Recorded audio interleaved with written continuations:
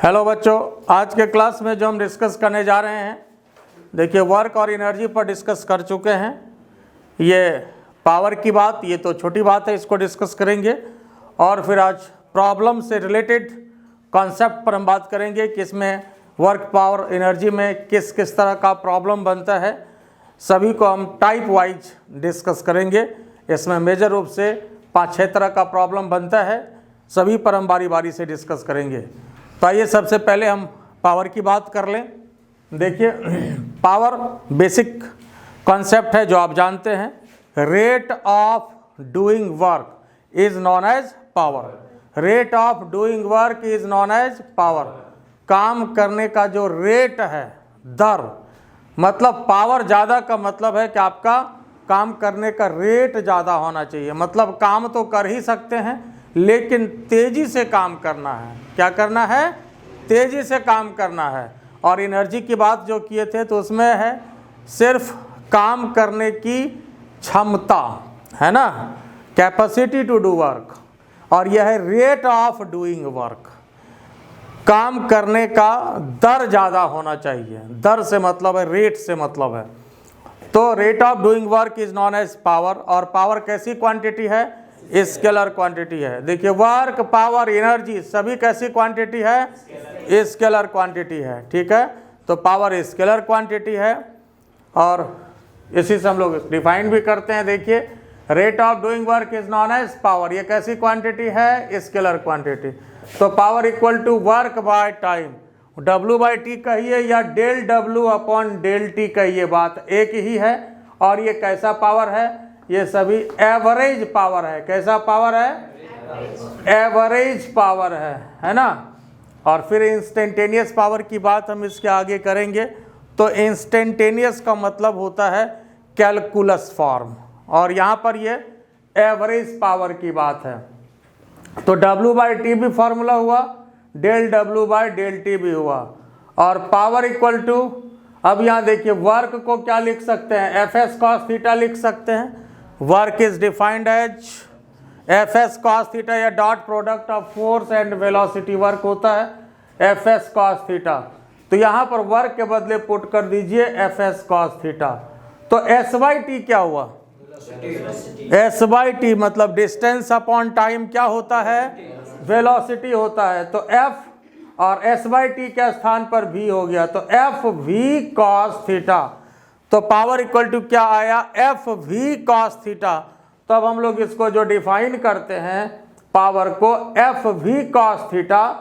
तो यहाँ पर जो है देखिए, यहाँ ये cos थीटा आया, तो ये किससे डिफाइन होगा? डॉट प्रोडक्ट से डिफाइन होगा। cos थीटा आता है तो डॉट प्रोडक्ट, और जब sin थीटा आता है तो क्रॉस प्रोडक्ट। यहाँ पर ये डॉट प्रोडक्ट से डिफाइन होगा। तो dot product of force and velocity is known as power. तो power equal to F dot V। Power is defined as dot product of force and velocity. यह इसका another definition है। बाकी तो यह जो डिफिनेशन है वो तो है ही, लेकिन इससे भी हम लोग पावर को डिफाइन करते हैं। बोलो इसमें कोई दिक्कत है? अब यहाँ देखो, अगर फिर हम बात करें फॉर इंस्टेंटेनियस पावर की, किसकी बात करें? Instantaneous power. For instantaneous power. Instantaneous power मतलब होता है इसका क्षणिक पावर। इंस्टेंटेनियस पावर का क्या मतलब होता है? मतलब किसी भी इंस्टेंट में क्या पावर होगा, किसी भी इंस्टेंट में क्या पावर होगा। तो देखो पावर इक्वल टू जो है, जब हम लोग इंस्टेंटेनियस की बात करते हैं तो यहाँ पर हम लोग कैलकुलस फॉर्म यूज करेंगे। क्या यूज करेंगे? कैलकुलस फॉर्म यूज करेंगे। तो power equal to del W upon del T, ये कैलकुलस फॉर्म। अब यहाँ देखो, अगर क्रॉस मल्टीप्लीकेशन किया जाए तो dW इक्वल टू क्या हो जाएगा? PdT। dW इक्वल टू क्या हो जाएगा? PdT। बोलो इसमें कोई दिक्कत है? अब यहाँ पर देखो, अगर हम यहाँ बात करें फॉर टोटल वर्क डन, अगर टोटल वर्क डन की बात करें तो इंटीग्रेशन dW ये हो गया, और यहाँ पर इंटीग्रेशन PdT हो जाएगा। आई बात समझ में?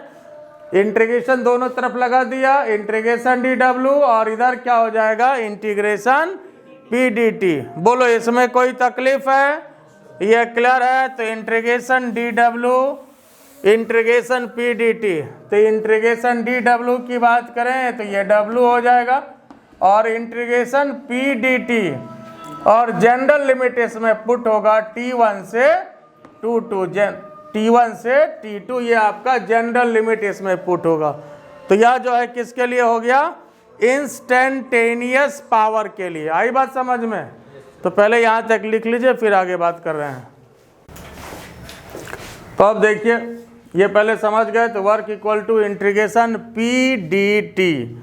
तो अगर पावर दिया हुआ हो और वर्क निकालना हो तो क्या करना पड़ेगा?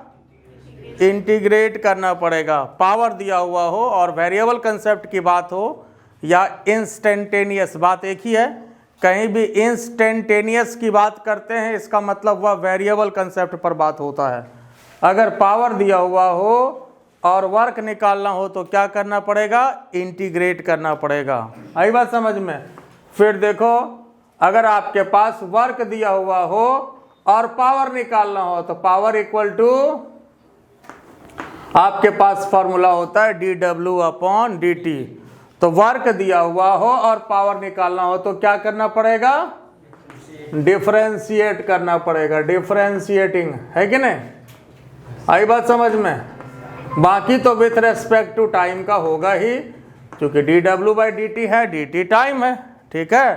तो वर्क दिया हुआ हो, पावर निकालना है, वेरिएबल कंसेप्ट में, इंस्टेंटेनियस कंसेप्ट में, तो क्या करना पड़ेगा? इसको डिफरेंशिएट करना पड़ेगा। और फिर यहाँ पर देखो, अगर आपके पास जैसे पावर दिया हुआ हो और वर्क निकालना हो तो क्या करना पड़ेगा?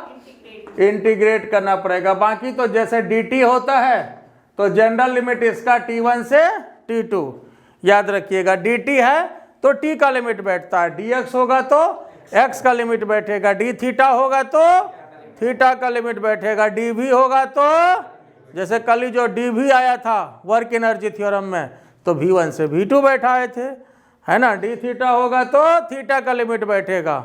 इस बात को ध्यान रखना है। तो कहने का मतलब इसमें क्या किया हम लोग?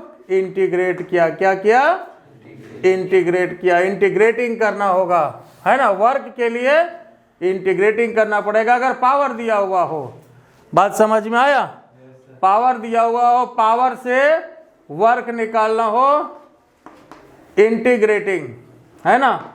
और वर्क से पावर निकालना हो तो डिफरेंशिएटिंग करना है। आई बात समझ में? बात क्लियर हुआ कि नहीं? ये बात समझ गए? और बाकी तो यूनिट डायमेंशन की बात तो ये आप आराम से निकाल सकते हैं। Unit and dimension of power, unit and dimension of power.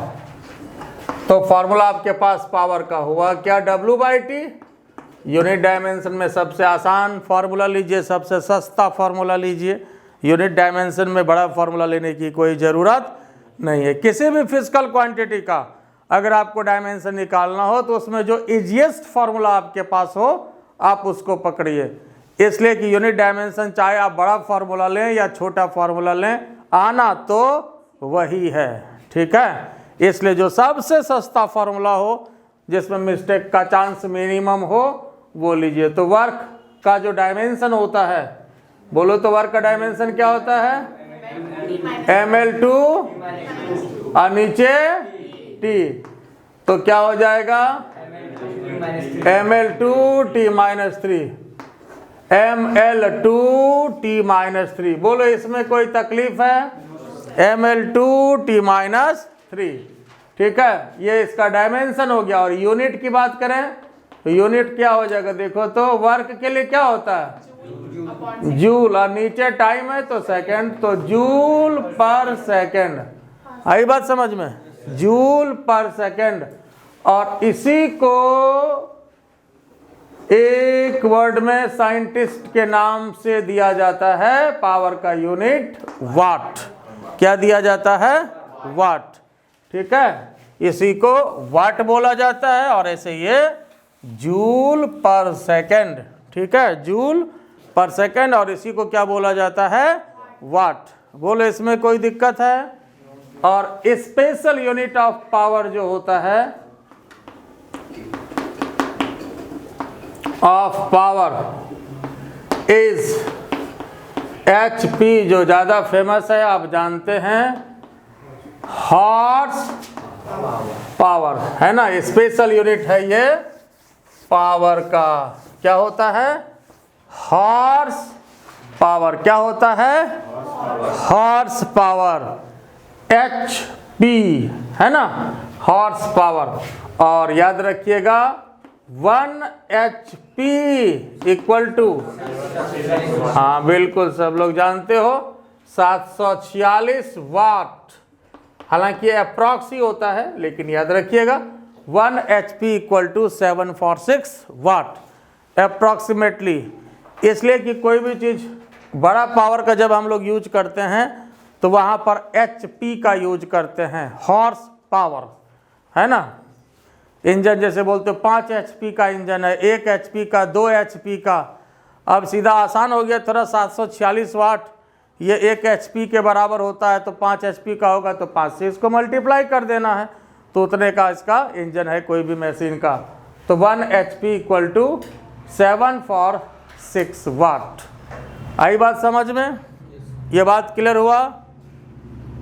तो इसको पहले लिख लीजिए और इसको याद भी रखना है। और अब इसके बाद हम जो है प्रॉब्लम से रिलेटेड कॉन्सेप्ट पर डिस्कस करेंगे। सबसे पहले टाइप 1 जो कि सबसे इम्पॉर्टेंट टाइप होगा, हम उस पर बात करेंगे। पहले इसको लिख लीजिए।